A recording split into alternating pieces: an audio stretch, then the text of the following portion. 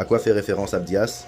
Une 4. Si on ne peut pas sortir du dôme, même si tu t'élevais comme un aigle et que tu plaçais ton nid parmi les étoiles, de là je te renverserai, dit Yahvé. Eh bien, il parle à différents niveaux de différentes choses, allant d'un homme qui en vient à se croire Elohim, à un ange qui est monté aux endroits les plus élevés du deuxième ciel en pensant qu'il pourrait accéder au troisième, où se trouve Yahvé, ou Yahvé lui-même.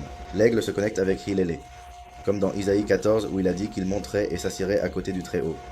Alors il dit, même si tu t'élevais comme un aigle et que tu plaçais ton nid parmi les étoiles sont dans le firmament.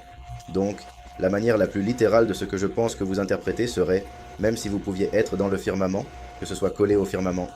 Je répète, les étoiles sont dans le firmament, ou même traverser le firmament, à travers ce qui apparaît dans l'écriture comme des fenêtres qui sont dans le firmament. C'est pourquoi nous voyons dans la Genèse que Nimrod a construit la tour de Babel. Il voulait entrer au ciel, et Yahvé a dû séparer les langues, pour qu'ils s'arrêtent, car grâce à l'unité avec laquelle ils travaillaient, ils allaient réussir leur objectif. Alors, si Yahvé ne change pas les langues, il serait entré dans le deuxième ciel, car il y a des entrées dans le firmament. Alors, même si tu t'élevais comme un aigle et que tu plaçais ton nid parmi les étoiles, de là je te renverserai, dit Yahvé.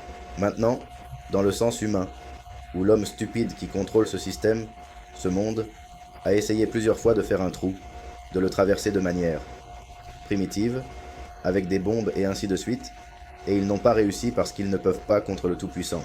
Il faudrait une connaissance spécifique pour connaître la route et l'entrée et tout le reste, que Yahvé permettra, évidemment seulement à celui qu'il veut.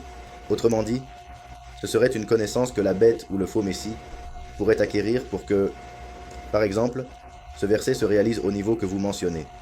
Car l'écriture mentionne que la bête aura tant de pouvoir et de connaissances en sorcellerie, en magie, en occultisme, qu'elle pourra faire tomber certains anges, qu'elle pourra vaincre certains anges, ce qui est surprenant par rapport à ce que les humains ont fait jusqu'à aujourd'hui,